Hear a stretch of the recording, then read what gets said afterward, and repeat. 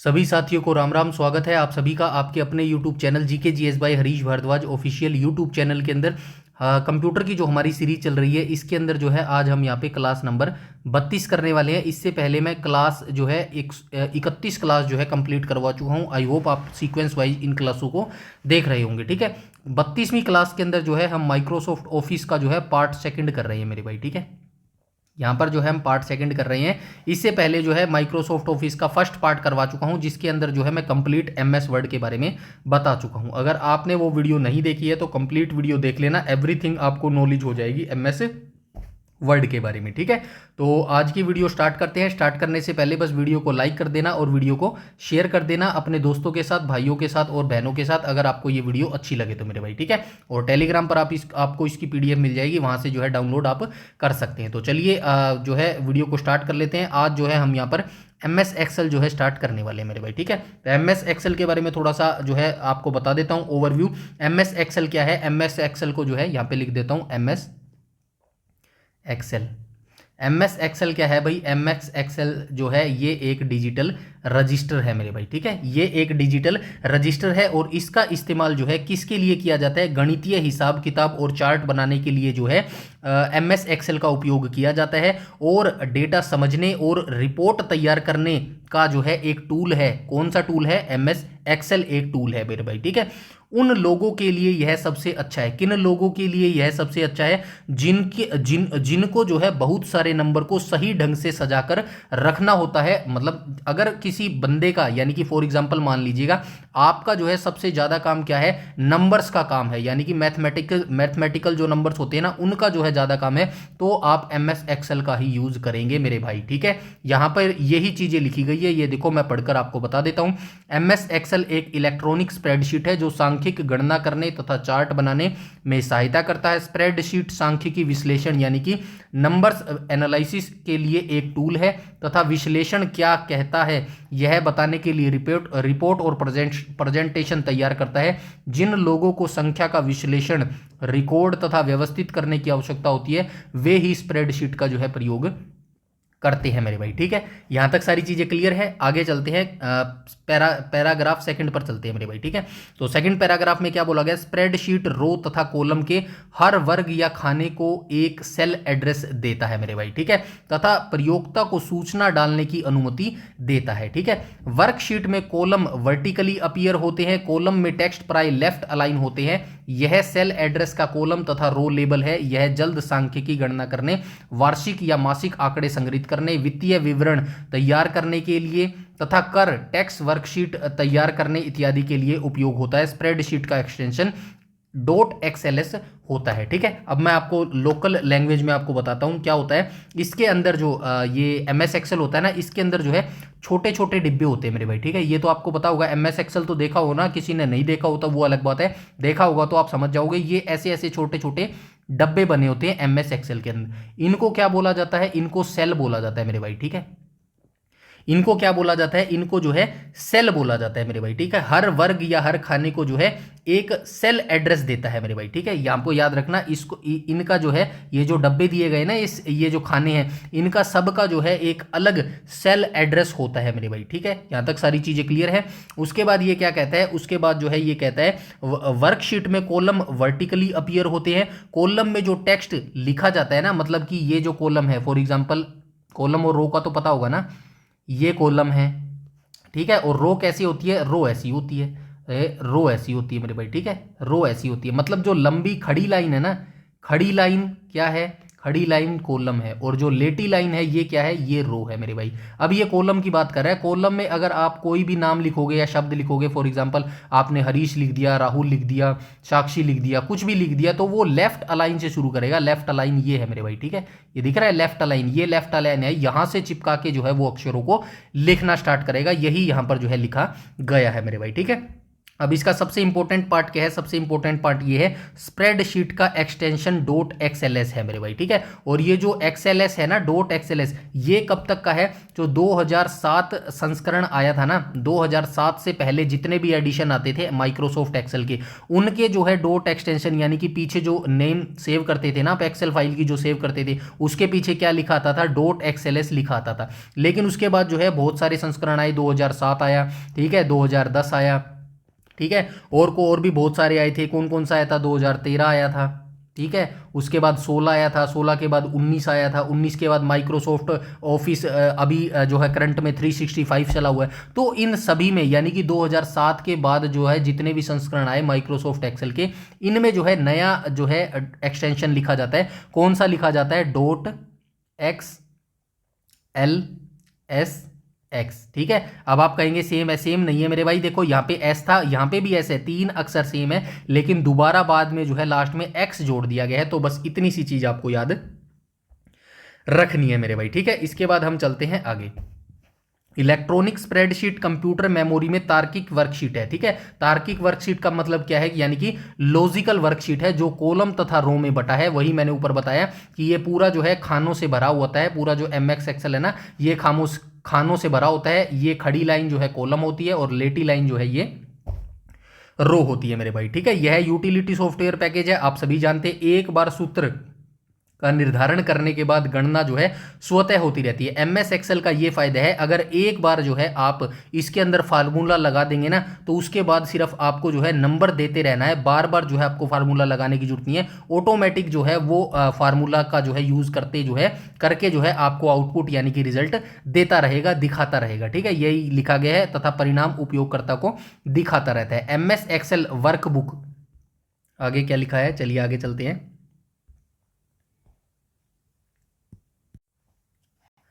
ठीक है, आगे चलते हैं। एमएस एक्सेल वर्कबुक चार्टों का संग्रह है, माइक्रोसॉफ्ट एक्सेल फाइल वर्कबुक के रूप में स्टोर किए जाते हैं। वर्कशीट में सेलों के आयताकार समूह को सेल रेंज कहते हैं मेरे भाई, ठीक है। तो वर्कशीट और जो है वर्कशीट थोड़ी देर में बताऊंगा क्या होता है वर्कबुक और ठीक है। तो ये आप याद रखना बस, ये जो वर्कशीट में जो सेल यही है ना, ये जो डब्बे होते हैं ना, डब्बे, इनका जो आयताकार समूह को जो है सेल रेंज कहते हैं मेरे भाई, ठीक है। इनको क्या बोलते हैं, सेल रेंज जो है इनको बोला जाता है मेरे भाई, ठीक है। इसके बाद हम चलते हैं आगे और चलिए, यहाँ पे लिखा तो नहीं हुआ, चलिए फिर भी मैं आपको बता देता हूँ मेरे भाई, ठीक है। किसके बारे में बता देता हूँ, किताब में कई पन्ने होते हैं, ठीक है। क्या होता है, किताब में कई पन्ने होते हैं, ठीक है। किताब में कई पन्ने होते हैं ना, वैसे ही वर्कबुक में बहुत सारी वर्कशीट होती है। वर्कबुक में बहुत वर्कशीट होती है।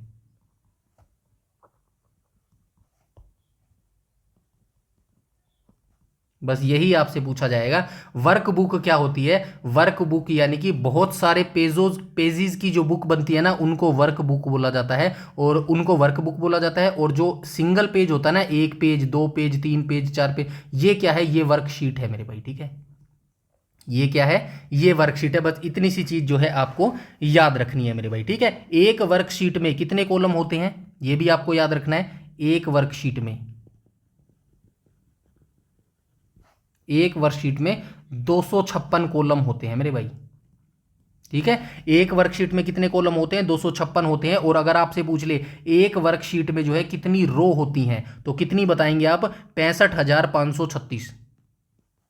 65,536 जो है आप इसके अंदर रो बताएंगे मेरे भाई, ठीक है। यहां तक आई बात समझ में, आई होप यहां तक सारी चीजें जो है क्लियर हो गई होंगी मेरे भाई, ठीक है। उसके बाद तो यहाँ पे कुछ नहीं है, आगे चलते हैं, हम यहाँ से देख लेते हैं। इलेक्ट्रॉनिक जो स्प्रेडशीट है, इसके उदाहरण निम्नलिखित है, ठीक है। तो इसके बहुत सारे उदाहरण है भाई, देख लेना। यहाँ पे लोटस 1, 2, 3 है। 1980 के दशक में यह सबसे लोकप्रिय था, जिसे स्प्रेडशीट को पहचान दिलाई थी मेरे भाई, ठीक है। उसके बाद क्वार्ट प्रो आया, इसे विशेष रूप से लोटस 1, 2, 3 के साथ प्रतिस्पर्धा करने के लिए बनाया गया था। वीपीपी यानी कि वीपी प्लानर, यह भी डेटा प्रबंधन के लिए एक उपयोगी टूल है। और एमएस एक्सेल वर्तमान में दुनिया भर में सबसे ज्यादा इस्तेमाल होने वाला स्प्रेडशीट सॉफ्टवेयर है, जिसका नाम है एमएस एक्सेल मेरे भाई, ठीक है। यहां तक सारी चीजें क्लियर है, आई होप यहां तक सारी चीजें जो है क्लियर हो गई होंगी। इसके बाद हम चलते हैं आगे। अब यहाँ पे क्या लिखा गया है, यहाँ पे लिखा गया है भाई MS एक्सेल आरंभ करना, यानी कि ये बताया गया है, ये फालतू की चीज़ है, मैं सिंपल सा बता देता हूँ। ये कह रहा है, ये यहाँ पे सिर्फ तरीका बता रखा है कि आप MS एक्सेल जो है कंप्यूटर में कैसे खोल सकते हैं। ये फालतू की चीज़ है, मैं आपको बता देता हूँ। आपको क्या करना है, एक बटन मिलेगा विंडो का, ठीक है, कीबोर्ड पे आपको एक बटन मिलेगा, विंडो प्लस R दबाना आपको सबसे पहले, ठीक है। कीबोर्ड में जब आप ये दबाएंगे तो एक जो है बॉक्स ओपन हो जाएगा। उसके अंदर जो है आपको क्या लिखना है, उसके अंदर जो है आपको क्या लिखना है भाई, क्या लिखोगे बताओ, क्या लिखोगे उसके अंदर?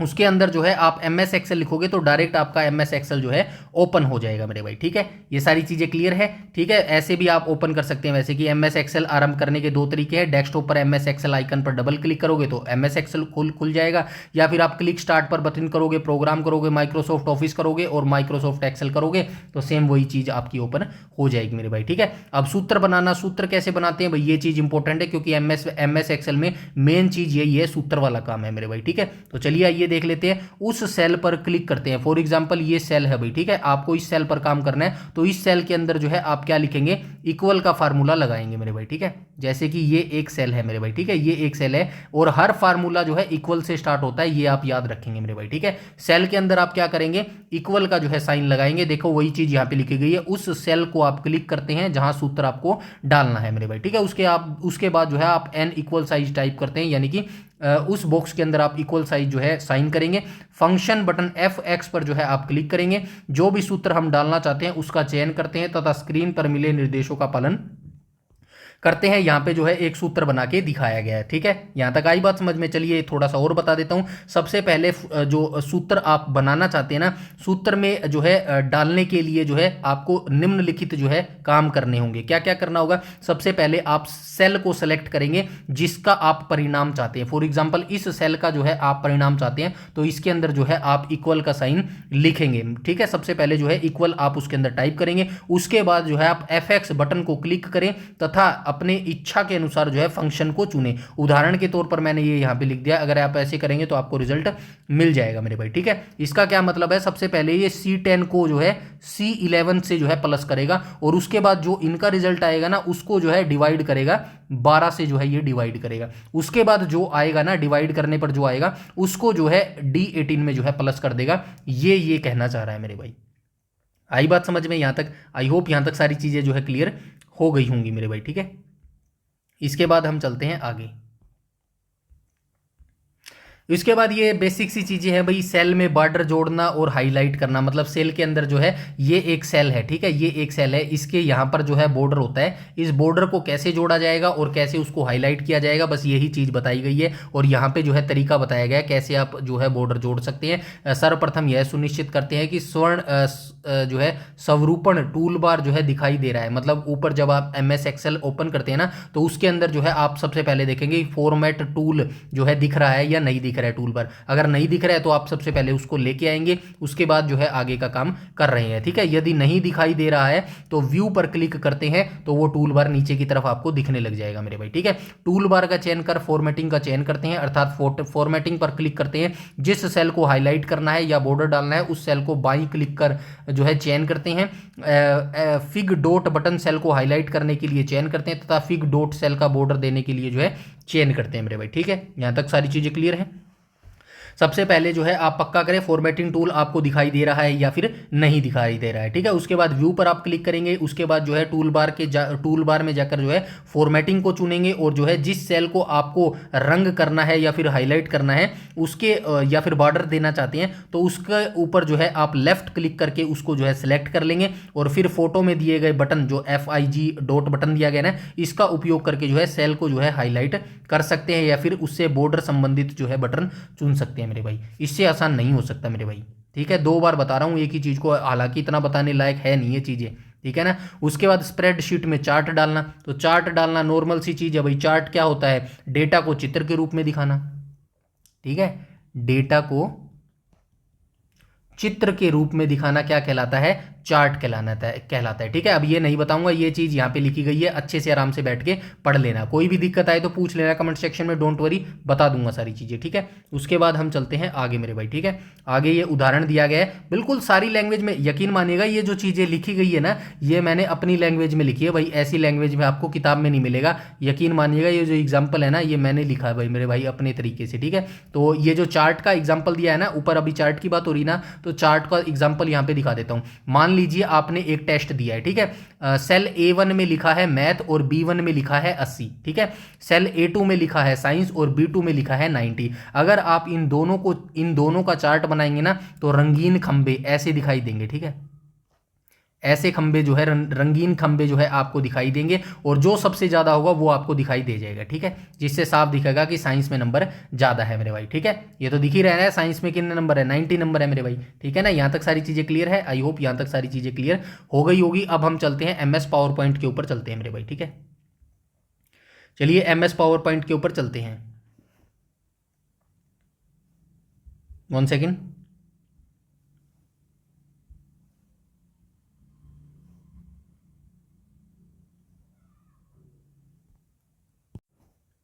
MS पावर पॉइंट क्या कहता है, तो इसके बारे में थोड़ी सी ओवरव्यू आपको दे देता हूं।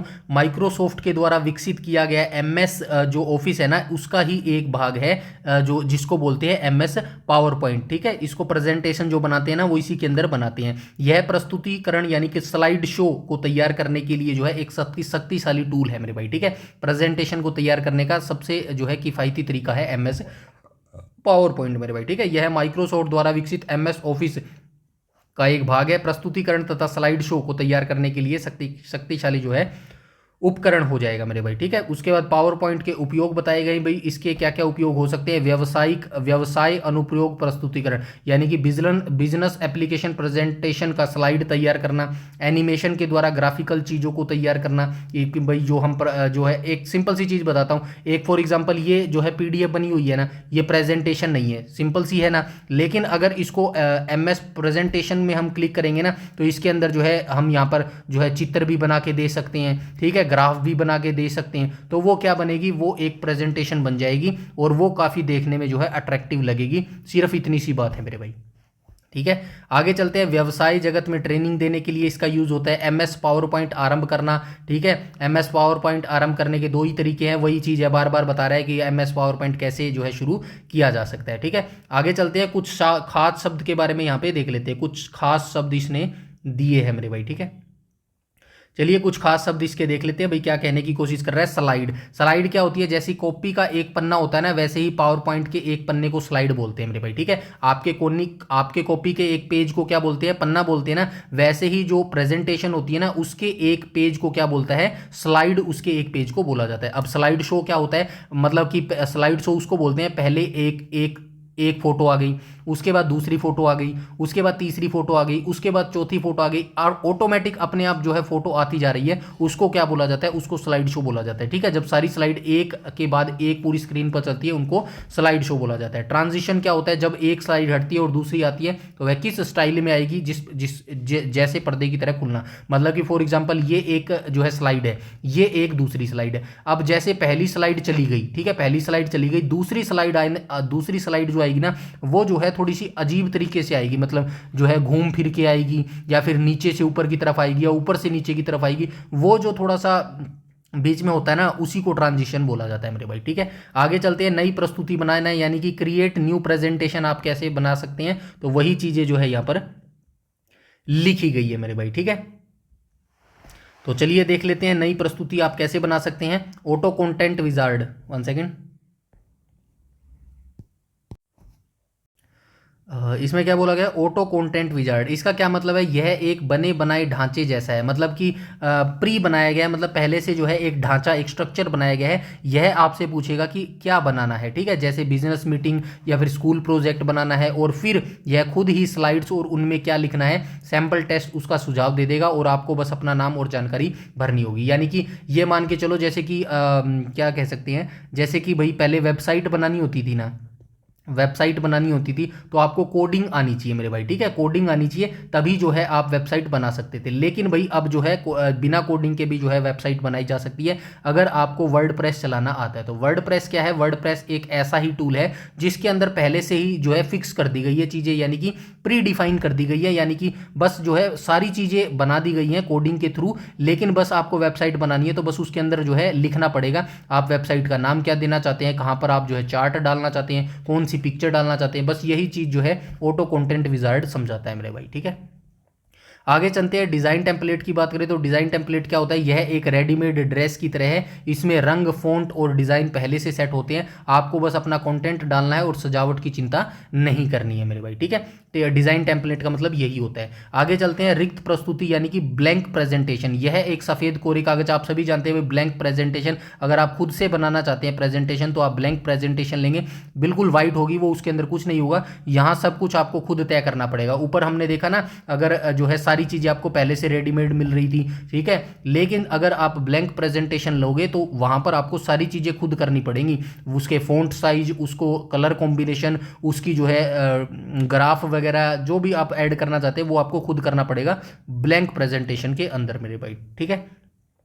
यहाँ तक सारी चीज़ें क्लियर है? आई होप यहाँ तक सारी चीज़ें जो है क्लियर हो गई होगी, ठीक है। उसके बाद यहाँ पे स्लाइड लेआउट दिया गया है। तो स्लाइड लेआउट क्या होता है भाई? स्लाइड लेआउट का मतलब बता देता हूँ। स्लाइड लेआउट पर जो है चीज़ें, कौन सी चीज़ें, फोटो हो गया, हेडिंग हो गया, लिस्ट हो गया, कहाँ रखी जाएंगी आपके नोट्स में, ये सारा जो है लेआउट के अंदर मिलता है मेरे भाई, ठीक है। सारी चीज़ें लेआउट के अंदर मिलती है। लेआउट का मतलब होता है आपकी स्लाइड पर चीज़ें, फोटो, हेडिंग, लिस्ट कहाँ रखी जाएंगी, ठीक है, ये सारी चीज़ें लेआउट के अंतर्गत आती है। और मुख्य लेआउट कुछ इस प्रकार की है। टाइटल स्लाइड हो गया, बुलेट्स लिस्टेड हो गया, 2 कॉलम टेक्स्ट हो गया, टेक्स्ट एंड चार्ट्स हो गया, ब्लैंक स्लाइड हो गया, ठीक है। इनका मतलब भी यहाँ पे लिखा गया है, ठीक है। टाइटल स्लाइड का क्या मतलब है? सबसे पहली स्लाइड जिसमें बड़े अक्षरों में पाठ का नाम लिखा जाता है, ठीक है। बुलेट लिस्टेड मतलब कि फॉर एग्जांपल यहाँ पे आपने लिख दिया मेरा नाम हरीश है, यहाँ पे लिख दिया मैं यहाँ पर पढ़ता हूँ, मैं यहाँ पर रहता हूँ, तो ये डॉट डॉट लग जाएगी, ये क्या होता है? बुलेट लिस्टेड होते हैं मेरे भाई, ठीक है, जहाँ आप पॉइंट्स, बिंदुओं में जानकारी लिखते हैं। 2 कॉलम टेक्स्ट, अगर आपको दो चीज़ों के बीच तुलना करनी है, यानी कि डिफरेंस क्रिएट करना है दो चीज़ों के बीच में, तो ये जो है आपको 2 कॉलम टेक्स्ट में दिखाना होगा, ठीक है। टेक्स्ट और चार्ट यानी कि एक तरफ जानकारी होगी, दूसरी तरफ ग्राफ फोटो होगा। वही बात आप बजट देखते हैं ना, बजट में क्या होता है? यहाँ पे जानकारी लिखी होती है, यहाँ पे उसका ग्राफ दिखा रखा होता है, ठीक है। यही चीज़ बताया गया। ब्लैंक स्लाइड में बिल्कुल खाली होते हैं, जहाँ अपनी मर्जी से आप कुछ भी जो है रख सकते हैं मेरे भाई, ठीक है। यहाँ तक सारी चीज़ें क्लियर हुई? आई होप यहाँ तक सारी चीज़ें क्लियर होगी। बस ये जो मैंने ऊपर बताया ना, सेम चीज़ यहाँ पे है, स्लाइड कैसे चुने और लागू कैसे करें, बस ये चीज़ आप यहाँ से पढ़ लेना मेरे भाई, ठीक है। आगे चलते हैं। पूर्व डिज़ाइन स्लाइड लेआउट, तो ये सारी चीज़ें आप देख लेना एक बार, बस वैसे ही लिखी गई हैं ये चीज़ें, ठीक है ना। ये बताया गया है भाई, जो आप पूर्व डिज़ाइन स्लाइड लेआउट निम्नलिखित है, ठीक है। डिज़ाइन करने से पहले जो लेआउट है ना वो आप ऐसे लेके आओगे, टाइटल स्लाइड, यही तो मैंने ऊपर बताया है, ये देखो लिखा हुआ है ना, यही चीज़ तो मैंने लिखी हुई है। उसके बाद हम चलते हैं आगे। आगे देख लेते हैं भाई, MS एक्सेस को देख लेते हैं, ठीक है। अभी तक हमने क्या देख लिया? MS एक्सेल देख लिया, MS पावर पॉइंट देख लिया। अब हम किस पर चल रहे हैं? अब हम जो है MS एक्सेस पर चल रहे हैं मेरे भाई, ठीक है।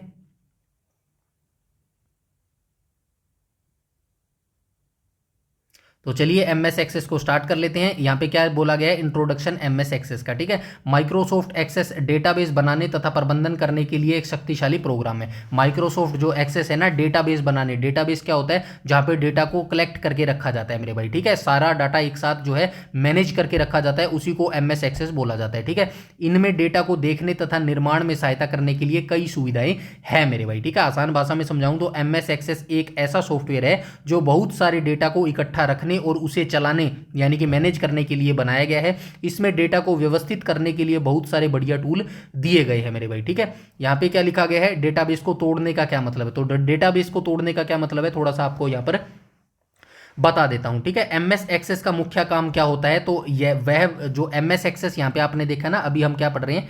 MS एक्सेस ही पढ़ रहे हैं मेरे भाई, ठीक है। MS एक्सेस का जो मेन काम होता है ना, वो क्या होता है? बड़े बड़े डाटा को जो है टुकड़ों में तोड़ देता है, ठीक है। यही MS एक्सेस का मेन काम होता है, ठीक है। बड़े बड़े डेटा को छोटे छोटे हिस्सों में, टेबल्स में बांट देता है, ताकि गलती होने की कोई भी गुंजाइश नहीं होती है मेरे भाई, ठीक है। यही चीज यहाँ पे लिखी होगी, ये देखो, MS एक्सेस का मुख्य काम बड़े डेटा को छोटे छोटे हिस्सों में बांट देता है ताकि गलती ना हो उसके मान लीजिए एक छात्र ने 5 किताबें ली, अगर हम एक्सेल में लिखेंगे तो छात्र का नाम 5 बार लिखना पड़ेगा मेरे भाई, ठीक है। मान लेते हैं अगर हमने 5 किताबें ली तो एक्सेल के अंदर, जो एक्सेल, इससे पहले हम एक्सेल ही पढ़ रहे थे ना, एक्सेल में लिखेंगे तो छात्र का नाम 5 बार हमने लिखना पड़ेगा। लेकिन एक्सेस में क्या होगा, हम एक टेबल में छात्र हम जो है एक टेबल छात्र की बनाएंगे और एक किताब की, ठीक है, एक किताब की, दोनों को आपस में जोड़ देंगे, रिलेशन कर देंगे। इससे डेटा दोहराया नहीं जाएगा और फाइल सुरक्षित रहेगी मेरे भाई, ठीक है। ये डिफरेंस था एमएस एक्सेल और एमएस एक्सेस में मेरे भाई, ठीक है। फाइल एक्सटेंशन की बात करूं तो यहाँ पे देखो, पुराने वर्जन में जो पुराने वर्जन आते थे उनमें .mdb एक्सटेंशन होता था, एमएस एक्सेस की ये बात कर रहा है मेरे भाई, ठीक है। और आगे चलें तो नए वर्जन्स में जो है .accdb एक्सेस डेटाबेस का जो है ये फाइल एक्सटेंशन लेता है मेरे भाई, ठीक है। इसके बाद आगे चलते हैं, अंतर डिफरेंस यहाँ पे बता रहा है एमएस एक्सेल और एमएस एक्सेस के अंदर। छोटे डेटा और गणना के लिए बेस्ट है, ठीक है, छोटा डाटा और जो है कैलकुलेशन के लिए एमएस एक्सेल बेस्ट है, लेकिन बहुत बड़े डेटा को मैनेज करने और रिपोर्ट तैयार करने के लिए जो है एमएस एक्सेस जो है बेस्ट हो जाएगा मेरे भाई, ठीक है। इसके बाद हम चलते हैं आगे, डेटाबेस की संरचना के बारे में बताया गया है। पहले डेटाबेस फाइल है, फिर टेबल है, फिर फील्ड है, फिर डेटा टाइप है और फिर वैल्यू है मेरे भाई। कहने का मतलब है इन टुकड़ों में जो है इसको एमएस एक्सेस तोड़ देता है मेरे भाई, ठीक है। तो चलिए आइए एक एक करके हम इनको देख लेते हैं मेरे भाई, ठीक है। डेटाबेस बनाने का ये तरीका है मेरे भाई, याद रखना, ठीक है। वैल्यू, सबसे पहले वैल्यू, फिर डेटा टाइप, फिर फील्ड, फिर टेबल और फिर डेटाबेस फाइल मेरे भाई, ठीक है। ये चीज याद रखेंगे। तो आसान भाषा में समझाऊं तो ये जो तरीका यहाँ पे लिखा गया है ना, ये क्या है, डेटाबेस के बनने का एक रास्ता है। सबसे बड़ी फाइल के अंदर टेबल होती है, टेबल के अंदर फील्ड होती है यानी कि कॉलम होते हैं, फील्ड का अपना एक टाइप होता है यानी कि डेटा टाइप, और सबसे आखिर में जो है असली जानकारी होती है जो कि वैल्यू होती है। डोंट वरी, यहाँ पे टेबल बनाइए, ये देखो सारा उदाहरण के तौर पे दिखा गया है, कुछ भी आपको डरने की जरूरत नहीं है मेरे भाई, ठीक है। चलिए एक एक करके पढ़ लेते हैं, वैसे कोई ज्यादा नहीं है। डेटाबेस फाइल की बात करें तो यह मुख्य फाइल है, ठीक है। ये डेटाबेस जो फाइल है ना, ये मेन फाइल है मेरे भाई, ठीक है, जो संपूर्ण डेटाबेस तथा हार्ड ड्राइव या फ्लॉपी डिस्क में सुरक्षित है, जैसे स्टूडेंट डेटाबेस .ndb, ये कंप्लीट फाइल है मेरे भाई, ठीक है। इसके अंदर बहुत सारी चीजें मिलेंगी, इसके अंदर आपको फील्ड मिलेगा, इसके अंदर आपको टेबल मिलेगी, इसके अंदर आपको डेटा टाइप मिलेगा, इसके अंदर आपको मेन वैल्यू मिलेगी। यही चीज यहाँ पे बताई गई। ये टेबल, सबसे पहले यहाँ पे टेबल है ना, तो टेबल देख लो। सबसे पहले हमने ये मेन फाइल है, इसके अंदर टेबल है। रिलेशन डेटाबेस में टेबल एक डेटा स्ट्रक्चर है जो सूचनाओं को कॉलम तथा रो में व्यवस्थित करता है, वही कॉलम तथा रो में व्यवस्थित करता है। यह एक विशिष्ट विशेष स्पेसिफिक टॉपिक के डेटा का संग्रह है। एक डेटाबेस में कई टेबल हो सकती है मेरे भाई, सिंपल सी चीज है, एक डेटाबेस के अंदर बहुत सारी टेबल हो सकती हैं। टेबल डेटा को रो तथा कॉलम में व्यवस्थित करता है, और जैसे एक छात्र और 2 शिक्षक मेरे भाई, ठीक है। आगे चलते हैं, फील्ड क्या कहता है, एक टेबल में फील्ड की विभिन्न श्रेणियां होती हैं, ठीक है। एक टेबल के अंदर जैसे रो और कॉलम होते हैं ना, वैसे ही जो है एक टेबल के अंदर बहुत सारी फील्ड और श्रेणियां, कैटेगरी हो सकती है, जैसे कि छात्र कैटेगरी, लास्ट जो है छात्र लास्ट नेम और छात्र फर्स्ट नेम, ये अलग अलग कैटेगरी है मेरे भाई, ठीक है। डेटा टाइप क्या कहता है, यह हर फील्ड का गुण है। एक फील्ड एक ही डेटा टाइप का हो सकता है, जैसे फील्ड, छात्र, लास्ट नेम और डेटा टाइप टेक्स्ट हो जाएगा मेरे भाई, ठीक है। यहां तक सारी चीजें क्लियर है। उसके बाद समरी टेबल से यहां पे देख लो, चीज क्या है, टेबल, फील्ड, डेटा टाइप और वैल्यू क्या है। टेबल क्या है, पूरा रजिस्टर है, ठीक है। टेबल क्या है, पूरा रजिस्टर है। फील्ड क्या है, कॉलम की हेडिंग है। डेटा टाइप क्या है, लिखने का तरीका है। और वैल्यू क्या है, असली जानकारी है। फॉर एग्जाम्पल की तरह मानूं, उदाहरण दूं तो टेबल क्या है, लाइब्रेरी है। पूरी जो बड़ी लाइब्रेरी होती है ना, उसके अंदर बहुत सारी जो है पुस्तक होती है, वैसे ही आपकी टेबल होती है मेरे भाई, ठीक है। उसके बाद फील्ड की बात करूं तो फील्ड में क्या होती है, कॉलम की हेडिंग यानी कि बुक का नाम और ऑथर का नाम होता है, ठीक है। डेटा टाइप की बात करूं तो लिखने का तरीका होता है, टेक्स्ट, नंबर, डेट, ठीक है, मतलब कि। उसके बाद वैल्यू की बात करूं तो असली जानकारी वैल्यू होती है, यानी कि जो मेन कंटेंट होता है वो असली होता है, यानी कि हैरी पॉटर और जेके रोलिंग जो है ये मेन कंटेंट हो जाएगा मेरे भाई, ठीक है। इसके बाद हम चलते हैं आगे। चलिए कोई नहीं, थोड़ा सा है, इसको भी देख लेते हैं। अच्छा, एक मजेदार बात यहाँ पे लिखी गई है, एक्सेल में आप एक ही कॉलम में कहीं नाम और कहीं नंबर लिख सकते हैं। ऊपर हमने देखा था ना, जो एमएस एक्सेल जब हम पढ़ रहे थे, वहां पे जो है एक ही कॉलम में हम जो है कहीं पर भी नाम और जो है नंबर लिख सकते थे, ठीक है। एक ही कॉलम के अंदर हम नाम और नंबर लिख सकते थे। लेकिन एमएस एक्सेस बहुत जो है टाइट है। अगर आपने डेटा टाइप नंबर सेट किया हुआ है तो आपको वो वहां नाम नहीं लिखने देगा, आपको सिर्फ नंबर ही वहां पर लिखने देगा। इससे जो है गलतियों की गुंजाइश कम हो जाती है, ठीक है मेरे भाई। यहां तक सारी चीजें क्लियर है, आई होप यहां तक सारी चीजें जो है क्लियर हो गई होगी। इसके बाद हम चलते हैं प्राथमिक की, कुछ महत्वपूर्ण शब्दावलियों को देख लेते हैं जो यहां से क्वेश्चन एचएसएससी पूछता ही पूछता है मेरे भाई, ठीक है। तो चलिए यहां पे देख लेते हैं, एक या अधिक फील्ड कॉलम जिसका मान वैल्यू टेबल के हर रिकॉर्ड को विशिष्ट पहचान यानी कि यूनिक आइडेंटिफायर देता है, प्राथमिक की कहलाता है मेरे भाई, ठीक है। सिंपल सी चीज यहां पे ये कह रहा है कि एक ऐसी आईडी है, ठीक है, जो प्राथमिक की है ना, ऐसी एक आईडी है जो हर इंसान की अलग अलग होती है मेरे भाई, ठीक है। जैसे रोल नंबर या फिर आधार कार्ड, आधार कार्ड आपका अलग है ना, मेरा अलग है, ऐसा तो है नहीं कि आपका और मेरा आधार कार्ड दोनों सेम है, अलग अलग है ना, उसी को प्राथमिक की बोला जाता है मेरे भाई, ठीक है। उसके बाद क्या बोला गया, उसके बाद क्या बोला गया, प्राथमिक की के रूप में नल मान की अनुमति नहीं है, ठीक है। प्राथमिक की के रूप में जो है नल मान की जो है अनुमति नहीं है, ये हमेशा विशिष्ट मान यानी कि यूनिक वैल्यू होना चाहिए। प्राथमिक की एक टेबल को दूसरे टेबल में विदेशी फॉरेन की से जोड़ने का जो है उपयोग करता है मेरे भाई, ठीक है। यहां तक आई चीज समझ में, आई होप यहां तक सारी चीजें जो है क्लियर हो गई होगी, ठीक है। दोबारा बताऊं क्या, चलिए दोबारा बता देता हूं। एक ऐसी आईडी जो हर इंसान की अलग होती है, जैसे रोल नंबर लगा लो या फिर आधार कार्ड लगा लो, या फिर कभी कभी जो है नल मतलब ये सारी क्या होगी, प्राइमरी की होगी। लेकिन जो प्राइमरी की होती है ना, ये कभी भी नल नहीं हो सकती, ठीक है। यह कभी नल यानी कि खाली नहीं हो सकती, दो लोगों की एक जैसी नहीं हो सकती। सिंपल सी चीज है, जो प्राइमरी की होती है ना, प्राइमरी की, ये क्या है, कभी भी ये नल नहीं हो सकती, ये खाली नहीं हो सकती, या फिर जो है सेम नहीं हो सकती, दो लोगों की आइडेंटिटी सेम नहीं हो सकती। वही चीज जो है यहां पर ये बताने की कोशिश कर रहा है। उसके बाद चलते हैं रिलेशनशिप। रिलेशनशिप में क्या कह रहा है, तो रिलेशनशिप में कह रहा है जब एमएस एक्सेस डेटाबेस में हम कई टेबल बनाते हैं तो उन सभी को वापस एक साथ उपयोग करने के लिए उनके बीच रिश्तों को बनाना होता है। जब हम यह कर लेते हैं तो हमें क्वेरीज, फॉर्म तथा कई टेबल के बीच सूचना प्रदर्शित करने के लिए रिपोर्ट तैयार जो है कर सकते हैं। उसके बाद यहाँ पे ये रिलेशनशिप के बारे में ही है, रिलेशनशिप की फील्ड दोनों टेबल में एक नाम की फील्ड डेटा मेल के द्वारा जो है काम करता है। ज़्यादातर मामलों में ये मैचिंग फील्ड एक टेबल प्राथमिक की, दूसरे टेबल में विदेशी फॉरेन की होते हैं मेरे भाई, ठीक है। चलिए अब रिलेशनशिप को आसान भाषा में समझा देता हूं। जब बहुत सारी अलग अलग टेबल बनाई जाती है ना, तो उनको आपस में लिंक के जरिए, ठीक है, जैसे कि अलग अलग फाइल बना दी है, अलग फाइल बना दी है, अलग फाइल बना दी है, अलग फाइल बना दी, इनके जो है लिंक, ये जो आपस में जो लिंक करके जो है जोड़ना पड़ता है, इनके बिना आप एक साथ कई टेबल की जानकारी जो है रिजल्ट रिपोर्ट नहीं निकाल सकते हो मेरे भाई, ठीक है। यही रिलेशनशिप होती है मेरे भाई, ठीक है। रिलेशनशिप तो सबको ही पता है यार आज के समय में, ठीक है। यहाँ पे फॉरेन की दी गई है मेरे भाई, ठीक है,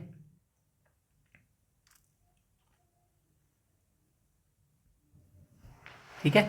फॉरेन की दी गई है। फॉरेन की से पहले थोड़ा सा बता देता हूँ, रिलेशनशिप जो है ना, काम कैसे करती है। दोनों टेबल में एक नाम का फील्ड में डेटा मेल के द्वारा जो है काम करता है मेरे भाई, ठीक है। याद रखना, रिलेशनशिप की जो फील्ड होती है ना, दोनों टेबल में एक नाम का फील्ड में डेटा मेल के द्वारा जो है मैचिंग के द्वारा काम करता है। ज्यादातर मामलों में मैचिंग फील्ड एक टेबल में प्राथमिक, दूसरे टेबल में विदेशी फॉरेन की होती है मेरे भाई, ठीक है। इसके बाद हम चलते हैं आगे। कहाँ गया, ठीक है।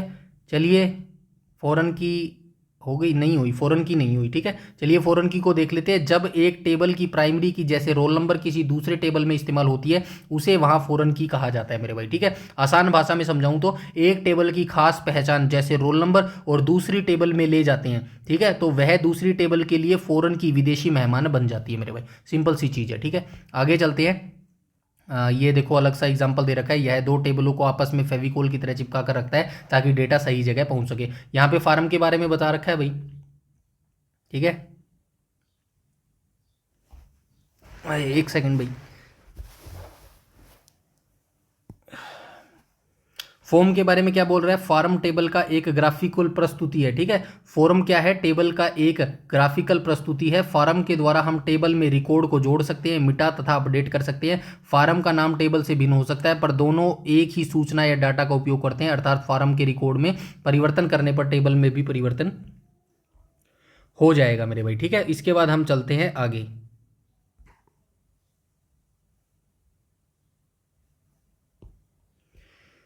यहां पे रिपोर्ट लिखा गया है, चलिए रिपोर्ट को भी देख लेते हैं। अच्छा, फार्म के बारे में चलिए सिंपल भाषा में आपको समझा देता हूँ। फार्म एक रंगीन तरीके का होता है, ठीक है, एक रंगीन कलर्ड होता है जिसे देखकर डेटा भरना आसान हो जाता है, ठीक है। इसमें जो भी बदलाव आप करेंगे, जैसे कि आपने नाम जोड़ दिया या कोई उसको मिटा दिया नाम को, तो वह आसानी से टेबल में जो है एडिट हो जाएगा, अपने आप जो है बदल जाएगा मेरे भाई, ठीक है। रिपोर्ट की बात करें तो रिपोर्ट में क्या लिखा गया है, रिपोर्ट प्रिंटेड रूप में डेटा को प्रस्तुत करने का कारगर तरीका है, क्योंकि रिपोर्ट में सब कुछ स्वरूप तथा आकार पर नियंत्रण रख सकते हैं, सूचना को जिस तरह से देखना चाहें प्रदर्शित कर सकते हैं, ठीक है। इसको आसान भाषा में समझाऊं तो जब डेटा को कागज पर छापना होता है ना, तो उसे रिपोर्ट कहते हैं। इसमें आप अपनी मर्जी से सजावट कर सकते हैं, यानी कि एडिटिंग कर सकते हैं, ताकि जानकारी साफ और सुंदर दिखे। सिंपल सी चीज है। फील्ड की बात करूं तो फील्ड में क्या लिखा गया है, फील्ड में आपको यह समझना है, टेबल की हर एक खड़ी लाइन, कॉलम, खड़ी लाइन क्या बोलते हैं, खड़ी लाइन को कॉलम बोलते हैं, ठीक है, कॉलम बोलते हैं। तो टेबल की हर खड़ी लाइन को जो है एक फील्ड है, इसमें नंबर भी हो सकते हैं और अक्षर भी हो सकते हैं। सिंपल सी चीज़ है मेरे भाई, समझ गए मेरी बात को। तो टेबल जो है ना, ये एक टेबल है यार, सिंपल सी चीज़ है, ये एक टेबल है, ठीक है। ये टेबल एक बना रखी है आपने, टेबल बना रखी है, इसके अंदर ये जो कॉलम है, ये कॉलम है, ये कॉलम है, ये कॉलम है, ये कॉलम है, ठीक है। इन कॉलम की जो है, इनके अंदर नंबर भी हो सकते हैं और अक्षर भी हो सकते हैं। सिंपल सी चीज़ है मेरे भाई, ठीक है। यहाँ तक सारी चीज़ें क्लियर है। उसके बाद चलते हैं रिकॉर्ड। रिकॉर्ड की बात करूँ तो रिकॉर्ड वही है भाई, टेबल की एक पूरी लेटी हुई लाइन, ये क्या है, रो है, ठीक है, ये एक रो है, रिकॉर्ड कहते हैं भाई, ठीक है। रो लाइन है ना, रो को क्या बोलते हैं, रो को रिकॉर्ड बोलते हैं मेरे भाई, ठीक है। रो को क्या बोलते हैं, रो को रिकॉर्ड कहते हैं। इसमें एक व्यक्ति की सारी जानकारी एक साथ रहती है मेरे भाई, ठीक है। यहाँ पे फाइल के बारे में लिखा गया है, ठीक है, यहाँ पे फाइल के बारे में लिखा गया है। बीच में यार सच में कोई आ जाए ना तो सारा मूड खराब हो जाता है यार। चलिए कोई बात नहीं, आगे चलते हैं यार, चलो फिनिश करो यार, इसको बहुत हो गया। यहाँ पे डेटा डिक्शनरी लिख रखा है ना, देखो इसमें क्या लिखा है डेटा डिक्शनरी के अंदर। इसमें इनमें डेटाबेस का प्रत्यक्ष डेटा नहीं रहता है, ठीक है। डेटा डिक्शनरी क्या है, इनके अंदर डेटाबेस का प्रत्यक्ष जो डेटा है वो नहीं रहता, बल्कि डेटा फाइलों की सूची रहती है। बिना डेटा डिक्शनरी के डेटाबेस मैनेजमेंट सिस्टम डेटाबेस से डेटा प्राप्त नहीं कर सकता है। कहने का यह मतलब है, डेटाबेस का जो इंडेक्स या सूची है ना, जो यह बताती है कि कौन सी फाइल कहाँ रखी है, इसमें असली जानकारी किसी का नाम नहीं होती है, बल्कि फाइलों का पता होता है। इसके बिना कंप्यूटर को पता नहीं चलेगा कि डेटा कहाँ से ढूंढना है मेरे भाई, ठीक है। आगे चलते हैं। डेटाबेस में क्या है, रिलेटेड फाइलों के संग्रह को डेटाबेस कहते हैं। सिंपल सी चीज़ है, ठीक है। जब एक दूसरे से जुड़ी बहुत सारी फाइलों को एक जगह इकट्ठा कर दिया जाता है ना, तो उस पूरे भंडार को क्या बोला जाता है, डेटाबेस बोला जाता है। यहाँ पे डायरेक्टरी लिखा गया है। डायरेक्टरी का क्या मतलब हो जाएगा, एक फोल्डर की तरह है, ठीक है। डायरेक्टरी क्या है, एक फोल्डर की तरह है जिसमें फाइलों के नाम की लिस्ट होती है। अगर एक फोल्डर के अंदर दूसरा फोल्डर बना हो तो उसे सब डायरेक्टरी बोला जाता है। सिंपल सी चीज़ है। आपने देखा होगा आपका जो कंप्यूटर है उसके अंदर एक फोल्डर बना होता है, ठीक है। फोल्डर आपने बना दिया, मूवी का फोल्डर बना दिया, ठीक है। ये क्या है, एक डायरेक्टरी है। अब इसी मूवी फोल्डर के अंदर आपने एक और फोल्डर बना दिया सॉन्ग के नाम से या कोई और नाम से, तो वो क्या बन जाएगी, सब डायरेक्टरी बन जाएगी मेरे भाई, ठीक है। क्या बन जाएगी, सब डायरेक्टरी बन जाएगी। ये क्विक समरी यहाँ पे लिख दी गई। प्राइमरी क्या होती है, एक अनोखा नंबर जैसे आपका आधार कार्ड। रिलेशनशिप, दो अलग अलग रजिस्टरों को कॉमन जानकारी के साथ जोड़ना। फॉर्म की बात करूँ तो डेटा भरने का एक आसान तरीका। फील्ड की बात करूँ तो फील्ड सबसे छोटा हिस्सा होता है। फिर रिकॉर्ड पूरी लाइन, फिर टेबल पूरा पेज, फाइल पूरी कॉपी, डेटाबेस पूरी लाइब्रेरी मेरे भाई, ठीक है। तो यहाँ पे ये जो है हमारा चैप्टर खत्म होता है। कल इससे रिलेटेड हम सारे एमसीक्यू कर लेंगे मेरे भाई, ठीक है। इससे रिलेटेड कल जो है हम एमसीक्यू कर लेंगे और कल हमारा जो है 11वां चैप्टर खत्म हो जाएगा। और यहाँ पर जो है इस सीरीज को जो है बस अब इतना ही करते हैं। उसके बाद जो है जो आपके 4-5 चैप्टर है ना वो मैं करवा देता हूँ, जैसे कि सी हो गया, C++ हो गया, ठीक है, जावा हो गई, ठीक है, पाइथन हो गया। इनसे रिलेटेड जितने भी इंपॉर्टेंट फैक्ट्स जो HSSC के द्वारा आज तक पूछे गए हैं या भी इन फ्यूचर पूछे जा सकते हैं। डोंट वरी, हम प्रोग्रामिंग नहीं करेंगे, आपको प्रोग्रामर नहीं बनाना है मेरे भाई, ठीक है। जितना भी स्टैटिक डाटा होगा ना इनसे, जैसे कि भाई इसकी स्थापना किसने की, कब जो है इनको आविष्कार किया गया, किसके द्वारा आविष्कार किया गया, एरर जब आता है तो क्या आता है स्क्रीन पर, ठीक है, कोमा लगाने के लिए किसका यूज किया जाता है, ठीक है, ऐसे ऐसे हैशटैग जो है लगाने के लिए क्या करते हैं, ऐसी स्टैटिक जीके जो है मैं यहां पर कंप्लीट करवा दूंगा, जितनी आपसे पूछी जा सकती है वो सारा मैं आपको करवा दूंगा, HSSC जितना पूछ सकती है मेरे भाई, ठीक है।